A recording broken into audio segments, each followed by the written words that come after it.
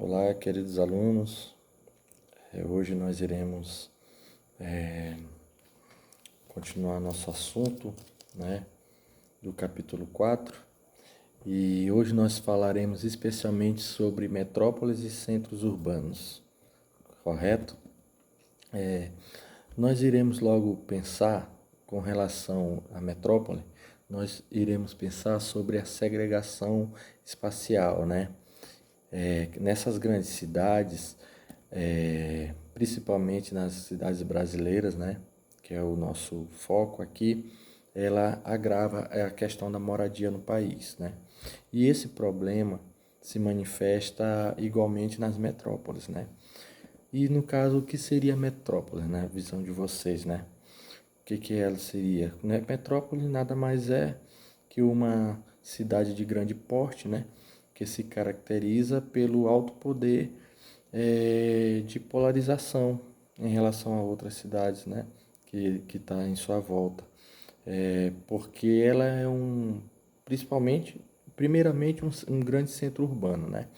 E ela atrai a população, né? Ela atrai a população dessas outras cidades que estão em sua volta, né? Para quê? Para trabalhar, ela traz para estudar, utilizar serviços de lazer, médicos, enfim. E vindo para a nossa realidade, o Brasil apresenta 12 centros urbanos, né? Que recebe a classificação urbana de metrópoles. São Paulo, no caso, é a maior metrópole sul-americana, né? E é considerada a grande metrópole nacional. Por quê? Porque ela exerce forte atração nacional, né? Quer dizer,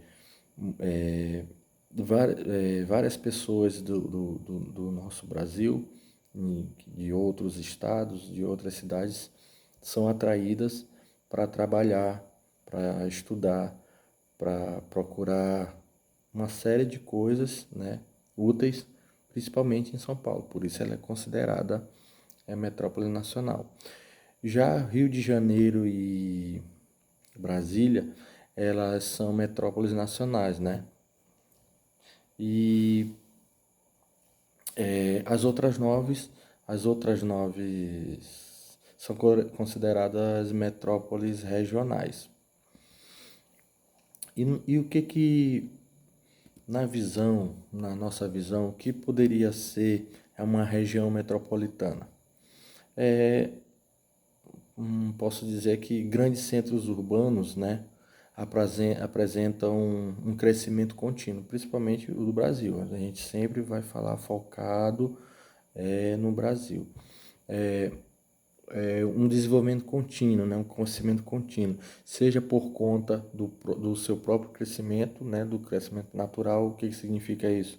Nascimento, né, natural de pessoas, né, número de nascimentos, ou seja, pela chegada de imigrantes, que aumenta o número de pessoas. E quando aumenta o número de pessoas, aumenta a circulação, né, interna, a economia torna-se mais dinâmica,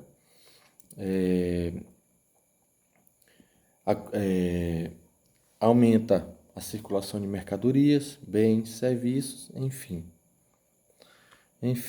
E além de aumentar os bens e serviços, aumenta também as construções, né? E muitas vezes nós podemos chamar assim uma mancha urbana de um município avança sobre o outro. Por exemplo, o município, né, e tudo que os outros municípios que estão à sua volta, esse município vai crescendo para cima deles, né, vai crescendo e, e se forma uma conurbação, né? É um termo que se chama conurbação, que é a fusão urbana entre dois ou mais municípios. E no caso dessa conurbação, que é a junção, né, desses municípios, eles formam uma região metropolitana com intensa integração de uma rede de transporte, de ruas, de avenidas, rodovias e uma série de coisas, ferrovias. Portanto, é uma região metropolitana, certo? Atualmente no Brasil, o Brasil conta com 69 regiões metropolitanas. As três mais recentes regiões são a de Sobral, lá no Ceará, Ribeirão Preto, lá em São Paulo, e Porto Velho, em Rondônia, certo? Na Paraíba, a Paraíba, que é um estado, ele representa o maior número de regiões metropolitanas. No caso, são 12. Seguido por Santa Catarina, né, com 9. Agora, tem um porém. Nenhum desses dois estados, eles apresentam uma metrópole em seus limites. Interessante, né? Eles apresentam regiões metropolitanas grandes, mas não apresentam uma metrópole nos seus limites, né? Portanto, nós podemos dizer que o Brasil tem 12, existem 12 metrópoles, né? E 60 regiões metropolitanas. Ambas são importantes, centros urbanos, né? Todas elas não deixam de ser importantes, centros urbanos, ambas são. Porém, são conceitos totalmente distintos, né? Diferentes. E hierarquicamente diferentes, né? Nós sabemos que a metrópole é um município com alto poder de polarização, enquanto a região metropolitana é um conjunto de municípios, né? E nem sempre uma região metropolitana tem uma metrópole em seu interior, certo? Pois bem, nós iremos dar só uma breve pincelada com relação aos centros urbanos pelo mundo, né? Segundo estudos em 2020 sobre a distribuição da população mundial urbana, rural, a demografia mundial em áreas urbanas, a população urbana é de 56%, né, contra 44% rural. Sabe-se para que os anos vindouros, a tendência é que a distância torna-se cada vez maior.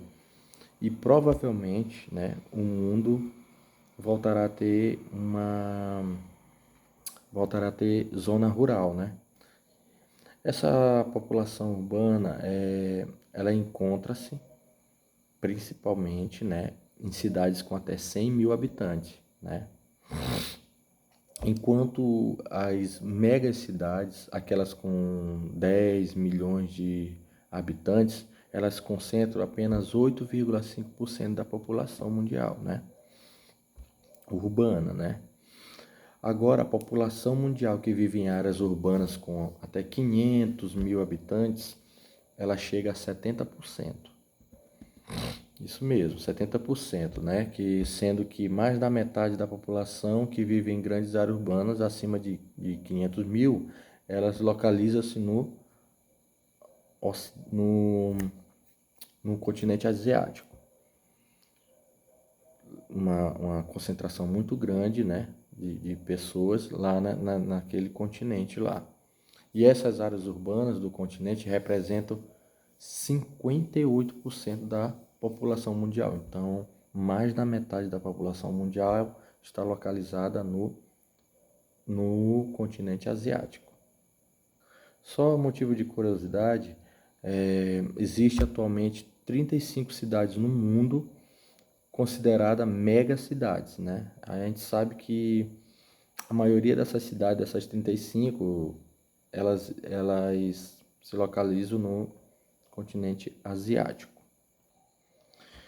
Então, para nós concluirmos aqui o nosso capítulo 4 sobre população, sobre moradia, nós podemos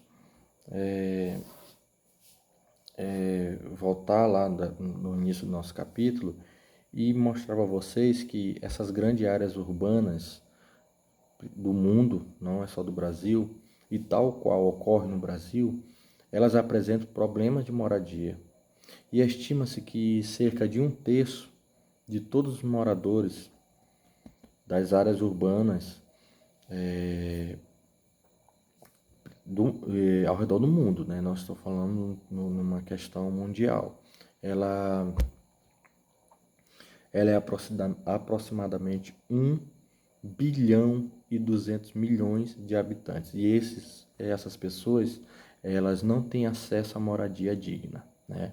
É muita gente, é muita pessoa sem moradia, muita pessoa morando na rua, né, gente? E a gente sabe que isso é um direito universal, né? E nas cidades dos países pobres e em desenvolvimento, principalmente, o problema é mais grave ainda. E nós estamos falando do nosso Brasil, né? Nós sabemos que o problema aqui é muito grande, né? Mas também cidades ricas, né? E de países ricos não estão fora dessa realidade, né? Desse problema. O que que a gente pode dar como exemplo, né? Os Estados Unidos, né? Os Estados Unidos, que a gente vê como um país rico, né? Um dos mais ricos do mundo, mas existe esse grande problema. Então, fica aí a nossa contribuição, né? E nós iremos aí no final desse capítulo, nós iremos passar aí nossa atividade para vocês, tá? Obrigado e até a próxima.